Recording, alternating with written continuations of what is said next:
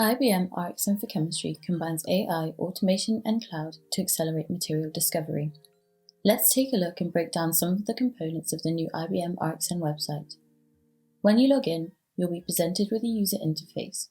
This can be thought of as a dashboard to manage your project as well as navigate through other features. On the left, you have a navigation pane and tabs giving access to your current projects. There are two ways to create a new project when using the platform. The first way is to navigate to the Projects tab from the home page. From there, in the top right corner, you'll find the option to add a new project. You can also add collaborators if you wish. You will then be taken to your new project's dashboard, where you can start a forward reaction prediction, synthesis procedure, or execution, or find a retrosynthetic route. The second way is to create a new project already containing the desired procedure you would like to execute. You will then be prompted for the project name, and the chosen process will be added directly. RoboRXN is the first remotely accessible autonomous chemical laboratory. The RoboRXN tab contains more details about the type of platform constructed and the capabilities. You can also view the simulator of the real-life automation hardware that's in the chemistry lab.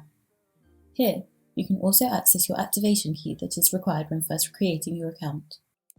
Below, you see text to procedure, allowing users to translate chemical experiments from text to exact steps, and atom mapping, a chemically agnostic, attention-guided reaction mapper with great accuracy and speed. If you're working in a team, you can access all of your collaborators on this tab. When setting up a project, you can choose to add collaborators. You can do this by either typing their name if you've worked with them before, or you can add them via email. You can learn more about how each website feature works by accessing the Learn tab, or take a look at the live webcam showing the synthesis of molecules in real time. Let's take a look at how we would run a forward prediction. After selection, you'll be presented with two options. You can decide to either add to an existing project or create a brand new one. If you choose to add to an existing project, you can filter through any existing reactions you may have. For this demonstration, we will create a new project. You'll be taken to a blank page where you can input the molecules you would like to include in the prediction. On the left, right, and at the bottom of the screen, there are tools to aid your visualization of the molecules. At the top of the page, you will find the option to toggle between the visual editor and the smile string. Any additions to the visual editor will automatically have the corresponding smile string generated, and any input to the smile string editor can be loaded into the visual editor tab. The software will take multiple precursors as input. At the top right of the screen, you will find information on the software used within the program, helpful tips on how to maximize the use of software, and the option to begin synthesis. You will be given the option between various models, however the most recent one is usually selected as it contains the most up-to-date and improved version of the model. Once selected, the website will begin predicting suitable products that can be made from the suggested precursors. The forward prediction model learns from data available in the training dataset. It is capable of learning different types of chemistry depending on the conditions, for example Markovnikov or anti-Markovnikov reactions. For instance, let's predict the outcome of the alkene depicted on the screen with hydrogen bromide. In this case, we would expect to see the product of the Markovnikov addition as a result. On the other hand, adding hydrogen peroxide to the same set of starting materials, we would expect to see, as indeed the model predicts, the result of the anti-Markovnikov reaction. When running a forward prediction, you may want to take a look at alternative results. Clicking on the Generate More Outcomes button after the prediction has been completed will prompt the model to provide more suggestions for potential products. A new prediction will then commence, and after a few seconds the new outcomes will be ready. These will then appear on the drop-down menu that previously stored the information about the single prediction made initially. For each new prediction, there will be a visual representation, as well as the confidence the model has in the given reaction. Similarly, information about the name, date, and time of reaction will be shown. You can choose to continue a project with any prediction that the model has generated. On the top right, you now have the option to add your project to your favorites. This makes it easily accessible in the future, as the website now contains a filter option where only favorited projects would appear. You can also visualize the attention weights, reaction information, and delete or rename the project. In addition to this, you can now also filter through your projects by name, date, creator, model, confidence, and molecule. You can also sort them by name or smiles. In addition to generating more outcomes, you can also access similar reactions that are suggested based on the prediction's unique fingerprint. With the new update, we introduced the possibility to recall reactions similar to the one predicted that belongs to the training dataset of the chosen model. This can be done for forward reaction predictions and also for retrosynthesis and synthesis planning. We search the space of the training data using RXN fingerprints and provide those records that are chemically similar to the predicted reaction, including a hyperlink to inspect the document of provenance. The fingerprint of the reaction is a multidimensional array that can be used to index a chemical reaction and can be used within your downstream cheminformatics application. It can be copied to the clipboard. Let me open a new document on TextEdit and show you a visualization of the array. Once the forward prediction has finished, it will be saved and can be accessed via the Projects tab on the left of the page. Now let's have a look at how we would predict a retrosynthetic route. After selection, you will again be presented with the option between adding to an existing project or creating a brand new one. You will be taken to a blank page where you can input the molecules you would like to include in the retrosynthesis. Similar to the user interface when running a forward prediction, on the left, right, and at the bottom of the screen, there are tools to aid your visualization of the molecules. At the top of the page, you will find the option to toggle between the visual editor and the smile string. Any additions to the visual editor will automatically have the corresponding smile strings generated. Any input to the smile string editor will be loaded into the visual editor tab. The software will take a single target molecule as input. At the top right of the screen, you'll find information on the software used within the program, helpful tips on how to maximize the use of software, and the option to begin synthesis. You'll be given the option between various models. However, the most recent one is usually selected as it will contain the most up-to-date and improved version of the model. You can also pick between interactive and automatic mode and set any other parameters that may be known at the beginning of the process. Often, you can rely on default settings, but you also have the possibility to tweak the settings at your convenience. Let's look at them in more detail. The first selection details the price in US dollars per gram or milliliter. It filters the use of commercial products that satisfy the budget constraint. A value of 0 disables this filter and also allows the use of all commercially available molecules in the database to be considered. The second value, FAP, stands for Forward Acceptance Probability.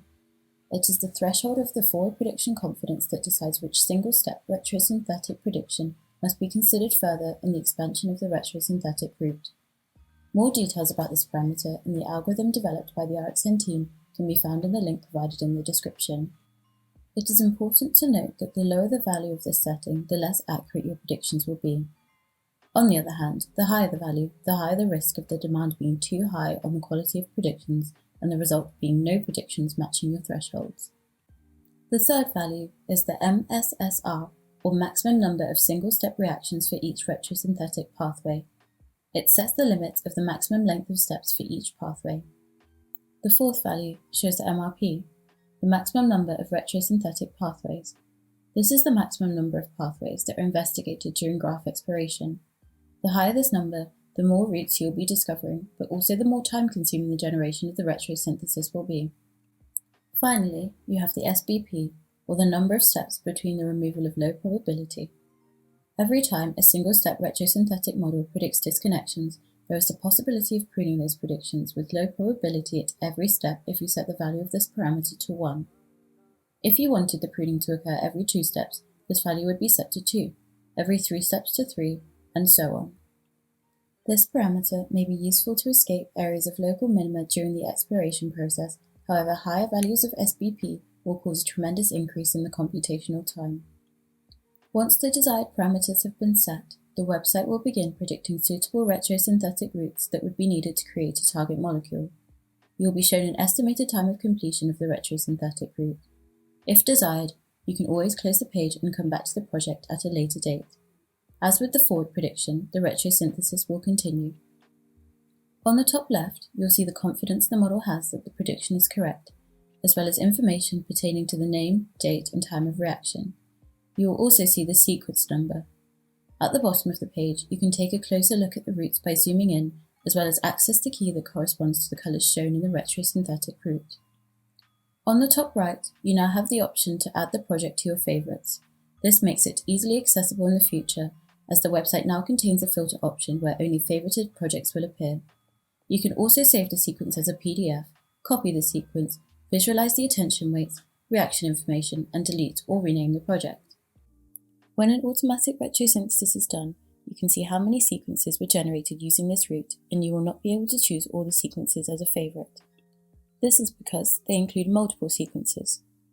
If you would like to include any specific one as a favourite, open the corresponding sequence and add it to your favourites this way. To edit any one of these individual sequences, you must also open and edit them independently. In addition to this, you can now also filter your project by name, date, creator, model, confidence, and molecule.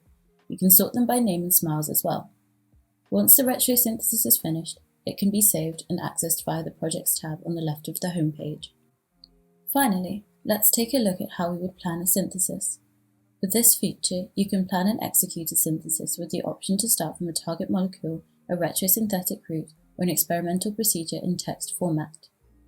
After clicking, you'll be presented with the option to add to an existing project or create a brand new one. If you choose to add to an existing project, you can filter through any existing projects you may have.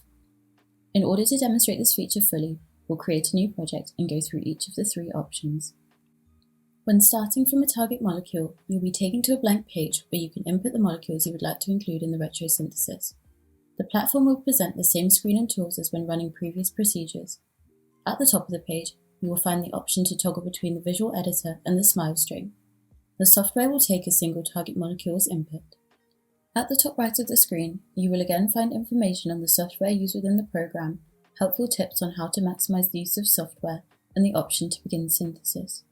You'll be given the option between various models, however the most recent one is usually selected as it will contain the most up-to-date and improved version of the model.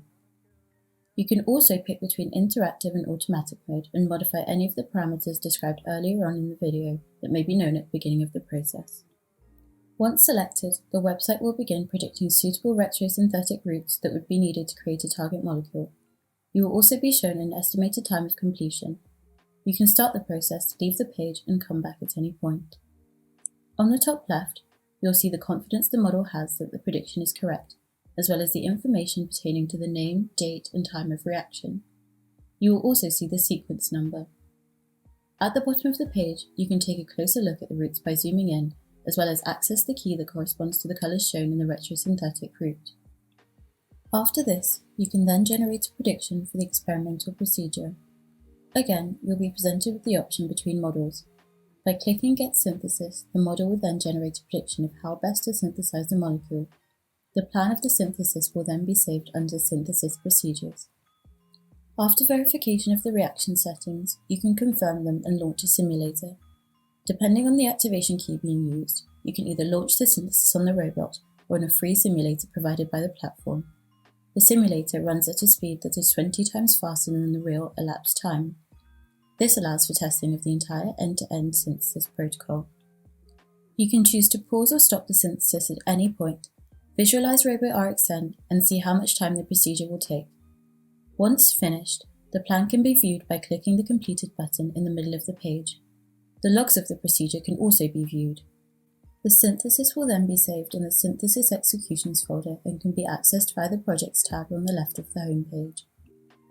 When starting from a retrosynthetic route, again you will have the option to start a new project or add to an existing one. You will also be given the option to choose the project, the route, and the sequence you would like to plan your synthesis from. On the top left, you'll see the confidence of the model and information about the name, date, and time of reaction. You will also see the sequence number. At the bottom of the page, you can take a closer look at the routes by zooming in. On the top right of the page, you'll see an option to create a new sequence beginning with any that the model has generated, the option to add the synthesis to your favourites, sequence details, the ability to delete or rename the project, and the option to launch synthesis. After verification of the reaction settings, you can confirm them and launch a simulator.